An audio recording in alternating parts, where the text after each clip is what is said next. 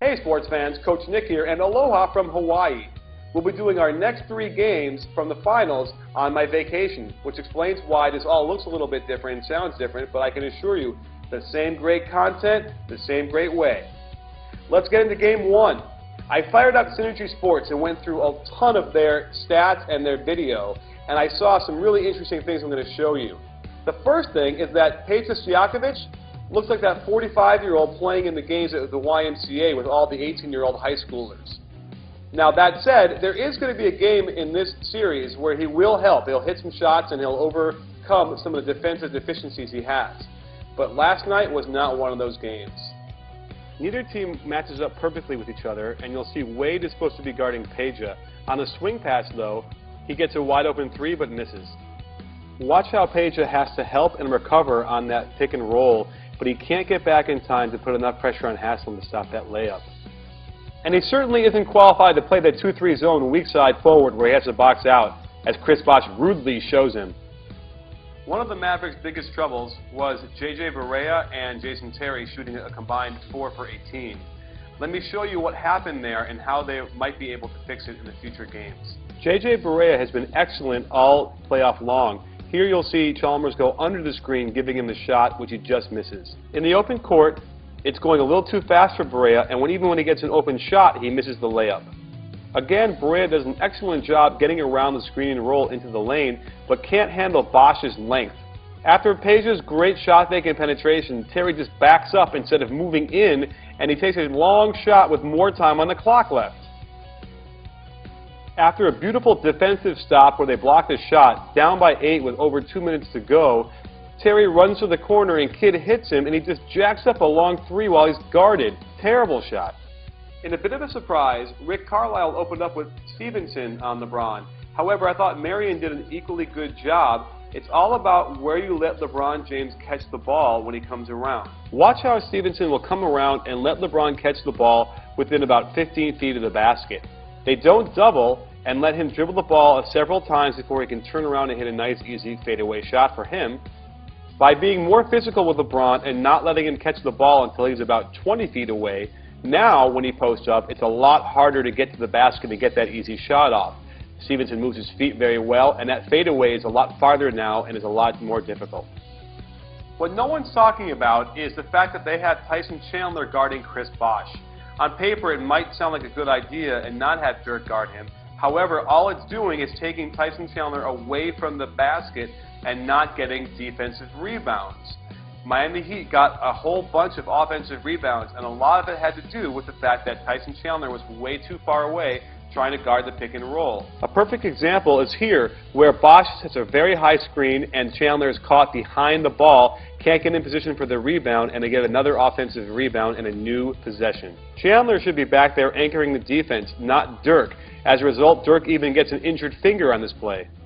Another byproduct of having Chandler guard Bosh on top is that Dirk Nowitzki has to guard Joel Anthony, which is not a good matchup for the Mavericks on the defensive rebounding end, as Anthony is much quicker and stronger toward the ball.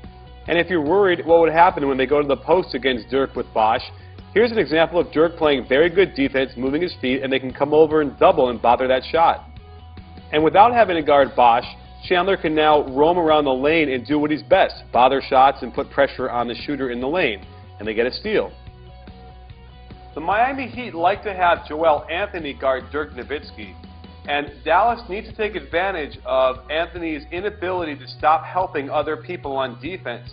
They left Dirk alone way too often, but unfortunately for the Mavericks, Dirk couldn't make the Heat pay. To start, when they post Kidd up against Bibby, Anthony's going to come over one pass away, giving Dirk a wide open 3 that he just can't hit. On the screen and roll, Anthony will help on the roller Tyson Chandler, giving Dirk some freedom.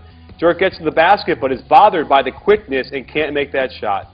And when he does get by Anthony, here comes Dwayne Wade high flying out of nowhere to block that shot. It's just too much athleticism. Remember how I pointed out how they shouldn't let Dirk shoot over his right shoulder? Well, watch how Anthony guards him, not letting him turn back to that right shoulder and forcing him to the baseline on the right side. And here's a better example. Haslam really sitting on Dirk's right shoulder, forcing him to the baseline. Here comes Bosh to double, and then there goes Terry kind of falling all over himself. And here's another extreme example of forcing him to his right. They double team, and look at Miller boxing out Chandler. What? How is that possible? And speaking of Miller, when he's guarding Marion, they have to go after him even more in the post. It was very successful for them all night, but it wasn't enough. The Heat will not double off of this and not help Miller. And this is one way to get Miller out of the game, by getting him in foul trouble or scoring at will on him.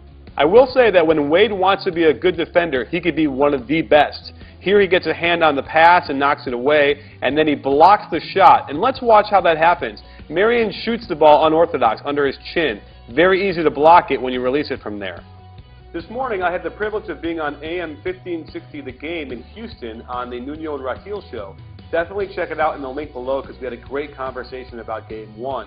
And they brought up this dunk by LeBron James late in the fourth quarter and asked why Tyson Chandler didn't come over and try and stop it or put LeBron on his seat. Let me show you why. LeBron brings it up slowly, up 7, and it appears they're going to run a little play, but he crosses over and goes up and just dunks it. But let's see where he takes off from. The dotted line. It's too late for Tyson Chandler to come over at that point because he's already in the air. No way to stop that. Extremely impressive. So there you have it, sports fans. The Mavericks have a very small margin for error. It's not impossible to win the series, but they need to execute better, and they can't put Chandler on Bosh as much because they need to have him guarding the post. They need to also use him more effectively in the offense. I think he's got a size advantage. Flash him in the middle, hit him, and he can hit Marion on the other side for layups and dunks. Dirk has to shoot a little bit better as well, as I'm sure he will, as the Mavericks can easily adjust to that overwhelming athleticism. But overall, it seems like a tall order for the Mavericks. Let's see what happens in Game 2. Stay tuned. Don't miss our Friday recap of Game 1 on the Nuño and Raheel show in Houston as well. Link down below. Check out Synergy Sports because they have a lot of stuff going on there with a lot of great stats and video. And don't forget, at B-Ball Breakdown, it's not a channel, it's a conversation. You in?